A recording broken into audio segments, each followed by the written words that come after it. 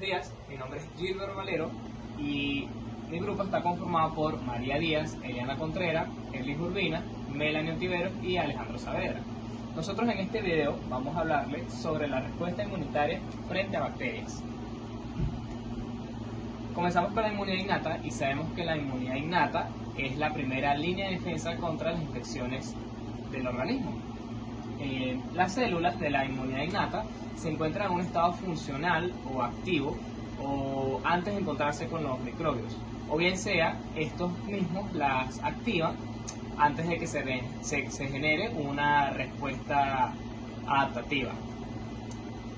Las características de la inmunidad innata son que reconocen los productos de desecho como las células muertas o dañadas y estimulan la reparación tisular. Es la respuesta inicial a los microbios. Esta controla y elimina toda aquella infección del organismo causada por un agente patógeno. La inmunidad innata frente a los microbios estimula las respuestas inmunitarias adaptativas y puede influir en la naturaleza de las respuestas adaptativas para que alcancen una eficacia óptima contra diferentes tipos de microbios. Continuando, tenemos los componentes celulares y sus principales características. Los macrófagos actúan favoreciendo la fagocitosis y la eliminación de microorganismos. Estos son células presentadoras de antígenos, ya que estas promueven la activación de los linfocitos T. A su vez, el linfocito activado estimula la actividad del macrófago. Las células natural killer tienen funciones citotóxicas y estas pueden destruir células transformadas o tumorales, así como los parásitos, los hongos y las bacterias. Las NK son células centinelas, ya que estas detectan células con algún fenotipo alterado y no detectan células con los antígenos libres ni sujetos ligados a la célula. Solo células normales, siempre y cuando tengan el componente MHC tipo 1. Cuando una célula propia infectada carece del receptor MHC tipo 1, esta va a producir una pérdida de la señal negativa inhibitoria y va a activar las células NK liberando enzimas y perforinas que van a producir la lisis celular. Los neutrófilos, al igual que los macrófagos, promueven la fagocitosis y la eliminación de microorganismos. Y estos no son células presentadoras de antígenos porque no activan a los linfocitos. Los neutrófilos promueven la inmunidad celular de tipo innato contra patógenos intracelulares y extracelulares. En el proceso de la fagocitosis, ya una vez que el antígeno sea reconocido por el macrófago, este va a encerrarlo en una vacuola fagocítica. Esto lo va a hacer por medio de receptores que se encuentran en la superficie de la bacteria y se induce a la endocitosis y luego a la fagocitosis. Esta vacuola fagocítica va a funcionarse con los lisosomas que contienen lisosimas para formar el fagolisosoma. Este fagolisosoma va a contener antígenos degradados por las enzimas del mismo nivel y seguidamente estas se van a ir hacia la superficie del macrófago para ser presentadas hacia los linfocitos. Buenos días, mi nombre es María Díaz y continuando con el tema yo les voy a hablar sobre la inmunidad adquirida, también conocida como inmunidad adaptativa o específica. Este tipo de inmunidad se caracteriza por ser una inmunidad no congénita. ¿Qué quiere decir? Que no nacemos con ella. Como su nombre lo dice, la adquirimos, la adaptamos o en otras palabras la aprendemos. El proceso de aprendizaje o de adaptación inicia cuando el sistema inmunológico de la persona reconoce o encuentra agentes extraños, agentes extranjeros o sustancias no naturales que vamos a conocer como antígenos. Seguidamente, los componentes de la inmunidad adquirida van a tener la capacidad de desarrollar un tipo de ataque diferente para cada tipo de antígeno en específico y luego de esto desarrollar una memoria para este mismo.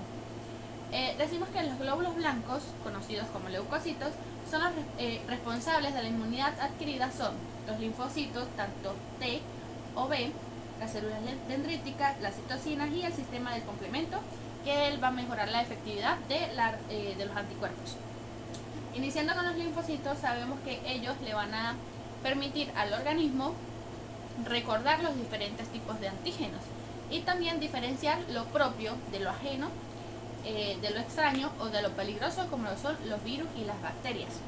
Estos linfocitos se van a encontrar circulando por lo que es todo el torrente sanguíneo y el sistema linfático, y solamente van a ingresar a los tejidos cuando se les sea necesario. Podemos encontrar dos tipos de linfocitos, los linfocitos o células T y los linfocitos o células B. Las células T, ellas se desarrollan a partir de las células madres de la médula ósea. Estas se diferencian de las células B porque estas de la médula ósea van a viajar hacia un órgano que encontramos en el tórax conocido como timo. Allí van a adquirir la capacidad de diferenciar los antígenos propios de los ajenos, de los extraños, para así no atacar a los tejidos propios del cuerpo. Se dice que las células T son las únicas células que tienen la capacidad de diferenciar o de ignorar lo que son los propios antígenos, también conocidos como autoantígenos. Y estas, después de cumplir con su ciclo, después de cumplir su misión, van a madurar y van a abandonar el timo. Podemos encontrar tres tipos diferentes de células T. La primera serían las células T citotóxicas. Estas células se van a adherir al antígeno cuando la célula ya esté infectada. Luego tenemos los linfocitos T colaboradores o cooperadores, que van a ser estos que van a ayudar a otras células inmunitarias. Y por último tenemos los linfocitos T supresores o reguladores, que ellos lo que van a hacer es generarme unas sustancias con el fin de eliminar esta respuesta inmunitaria. Luego tenemos lo que son las células B. Las células B, al igual que las células T, se desarrollan a partir de las células madres de la médula ósea. Estas se caracterizan porque tienen en su superficie unos tipos de receptores en donde se van a adherir unos antígenos en específico. El principal objetivo de las células B es la producción de anticuerpos que van a marcar un antígeno ya sea para atacarlo o para neutralizarlo.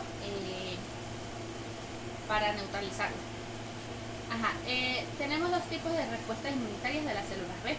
La primera es la respuesta inmunitaria primaria, que esta es como cuando recién llega un agente extraño, o sea un antígeno al organismo. Estas van a hacer su ciclo, lo van a reconocer, van a generar un sistema de ataque y luego van a generar la memoria de este.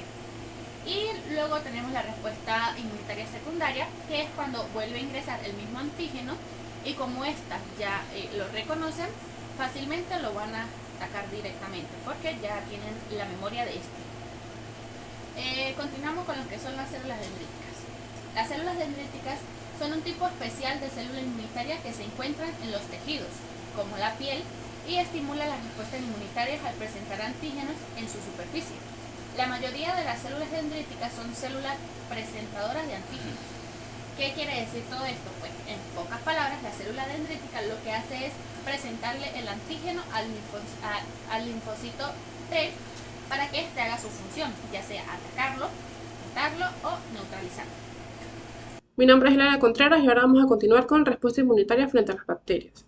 Cuando las bacterias invaden el organismo, son atacadas por proteínas del sistema inmunitario llamadas proteínas del complemento. En general, los integrantes de este sistema se nombran con una C seguida de un número que indica el orden de la participación en la cascada del 1 al 9.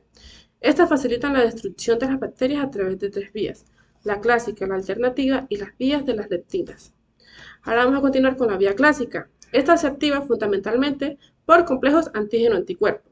La vía clásica, cuando las bacterias como la Neisseria meningitidis invaden el organismo, son atacadas por proteínas del sistema inmunitario llamadas proteínas del complemento. Los primeros pasos de la vía clásica requieren la unión de los anticuerpos a la superficie de las bacterias que van a ser eliminadas. Estos anticuerpos son reconocidos por un complejo proteico del complemento llamado C1, el que se unirá a las regiones de la FC de los anticuerpos. Una vez unido, la C1 inicia la cascada de fragmentación y modificación de complejos de complemento que resultan en la unión de diversas proteínas a la superficie de las bacterias en forma de complejos de ataque de la membrana, que son las Microbacterium avium complex, o pueden generar opsininas que marcan las bacterias para ser destruidas. Ahora vamos a hablar con las vías alternativas, que se dice que no necesitan anticuerpos para activarse, por lo que es un mecanismo innato de defensa muy importante en los estudios iniciales de una infección. Se puede decir también que la vía alternativa no requiere de anticuerpos para iniciarse. En esta ruta, las proteínas del complemento forman complejos llamados C3, que se unen directamente a las bacterias y activan una serie de componentes a través de la cascada de señalización, finalizando nuevamente la formación del complejo de ataque de las membranas que causan la lisis en las bacterias. Continuamos con las vías de las leptinas, que estas se activan por la presencia de ciertos azúcares, que son los mananos, que aparecen en la superficie de las bacterias. En el caso de la vía de las leptinas de unión manosa se unen a las proteínas que contienen residuos de manosa y que se encuentran en algunos tipos de bacterias como la salmonela. Una vez unidos, forman un complejo con una enzima llamada la serinproteasa activada por la MBL. En esta forma, la enzima activa la convertasa de C3 mediante la fragmentación de componentes de C2 y C4 y que participan en la formación de las Microbacterium Abiocomplex 1. Además, las bacterias también pueden ser destruidas por fagocitos. Las proteínas de esta fase aguda, como el complemento y anticuerpos, se unen a la superficie de las bacterias por un proceso llamado opsonización. Las bacterias opsonizadas están por tanto recubiertas por moléculas de las células fagocíticas que pueden reconocer y les permiten activarse. Los fagocitos activados engullen y destruyen las bacterias opsonizadas mediante el proceso llamado fagocitosis. Mi nombre es Erlis Urbina y a continuación les hablaré sobre la respuesta inmunitaria frente a las bacterias extracelulares. Las bacterias extracelulares pueden causar enfermedades por dos mecanismos distintos. Uno de ellos es la parte inflamatoria que provoca la destrucción de los tejidos en el sitio de infección. Y número dos, que son los mecanismos de producción de toxinas con distintos efectos nocivos. Las endotoxinas de las bacterias gram negativas es un componente estimulador de la producción de citoquinas y activador de los macrófagos. Muchas zootoxinas son principalmente citotóxicas, ya que pueden matar por distintos mecanismos a las células. Por otra parte,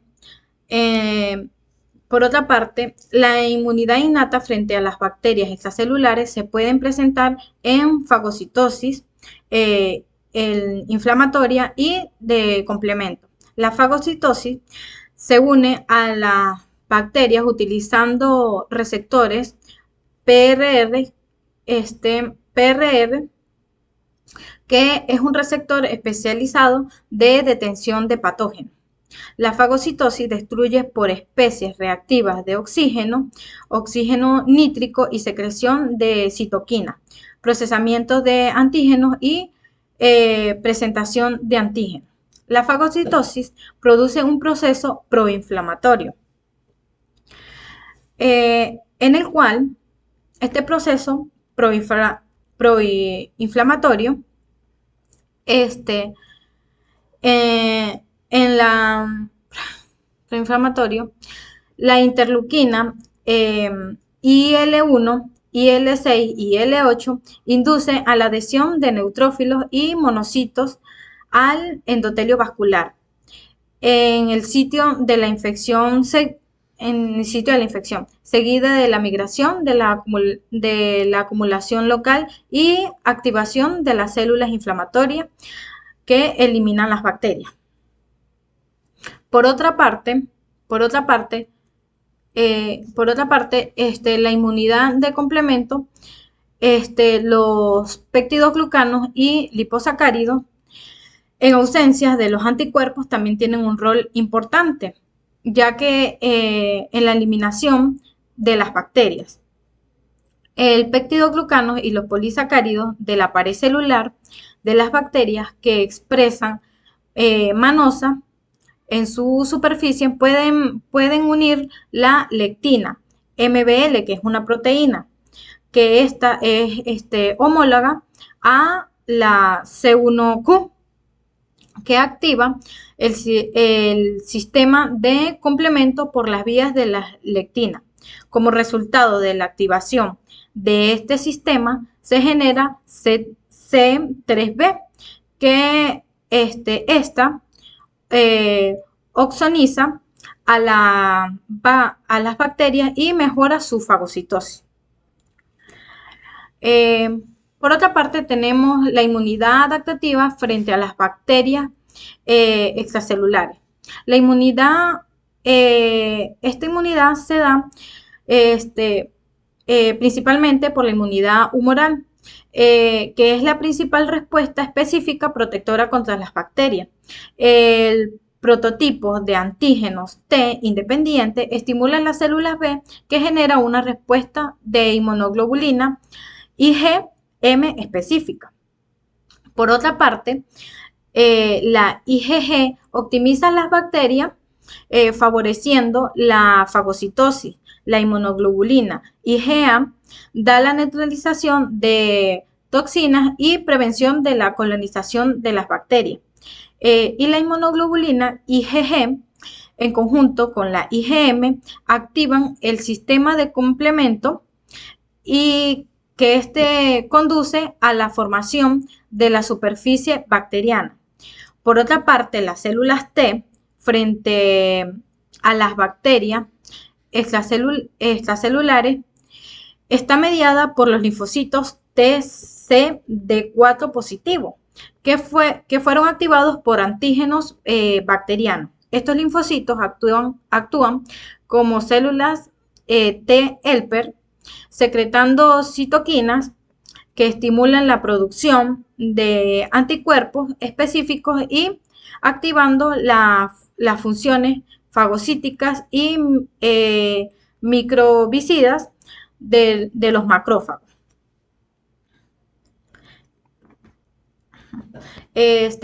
Las bacterias extracelulares se dividen fuera de la célula del huésped en vías aéreas, tracto genitourinario, luz intestinal, tejido conectivo y circulación sanguínea. Las bacterias que son gram positivas, podemos encontrar estafilococo, y en las bacterias gram negativas podemos encontrar meningococo.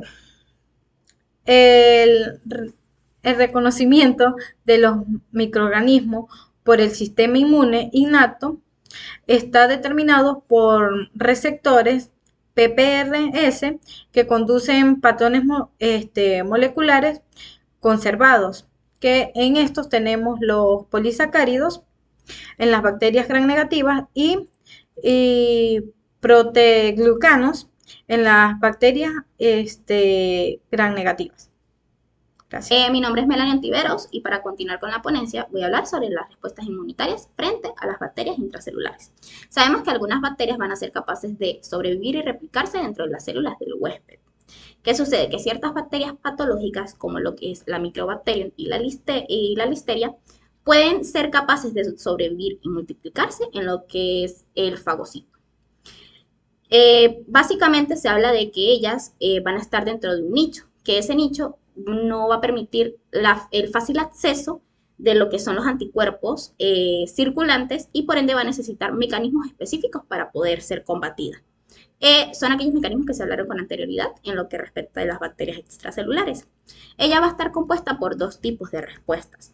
Va a tener la respuesta innata y la respuesta adaptativa. En la respuesta innata sabemos que van a haber dos mecanismos centrales, que va a ser la fagocitosis y la acción de las células naturales de Killer. ¿Qué le da esto? ¿Qué le confiere a las bacterias? De que sean más resistentes a la degradación dentro de los fagocitos mononucleares. Entonces, dicha resistencia va a contribuir en gran medida en el plazo de estadía de esta bacteria. Por ejemplo, la Mycobacterium tuberculosis va a persistir dentro de los fagocitos mononucleares y por ende va a tener un extenso periodo de estadía y puede causar hasta infecciones crónicas. Ahora bien, lo que respecta a la activación de la acción de las células naturales de Killer es de que ellas pueden ser directamente o mediadas por una producción de citoquinas, específicamente las interleuquinas 12. Ahora bien, vamos con la inmunidad adaptativa. Se dice que esta va a ser la principal respuesta inmune protectora hacia las bacterias intracelulares, que va a ser una inmunidad mediada por medio de células. Va a contener muchos antígenos proteicos, que van a ser un tipo de bacterias que van a estimular las respuestas de las células T, que va a ser la CD4 y la CD8. Ahora, estos tipos celulares van a contribuir en el desarrollo de la inmunidad protectora contra bacterias intracelulares. Vamos a hablar también un poco sobre que hay dos tipos o existen dos grupos de bacterias intracelulares. Va a estar las bacterias facultativas y las bacterias obligadas. Las facultativas van a ser aquellas que se van a poder desarrollar tanto intra como extracelular y suelen reflejarse sobre el estirpe de los macrófagos como célula huésped, ya que aprovechan la capacidad que éstas poseen para fagocitar y así penetrarse en ella. En cambio, las obligatorias solamente pueden sobrevivir en el medio intracelular, ya que ahí pueden cumplir con sus necesidades, poder estabilizarse y poder invadir y replicarse. Gracias. Mi nombre es Luis Alejandro Saavedra y continuamos con los mecanismos de evasión de las bacterias, en el cual encontramos evasión de la fagocitosis, evasión de la destrucción por fagocitos y la inhibición del complemento o la activación de alguno de sus productos. En la evasión de la fagocitosis decimos que las bacterias con cápsulas polisacáridas resisten la fagocitosis.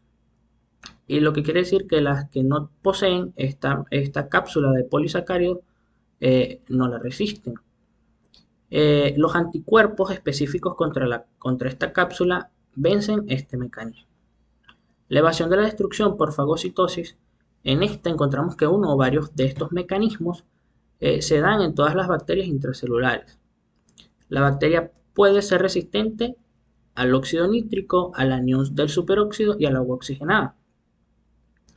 La bacteria puede escapar del fagosoma al citoplasma del fagocito.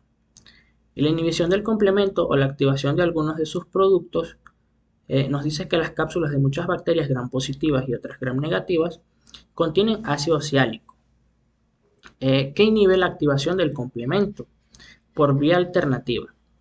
La proteína M del Streptococcus pyogenes impide la vía alterna del complemento.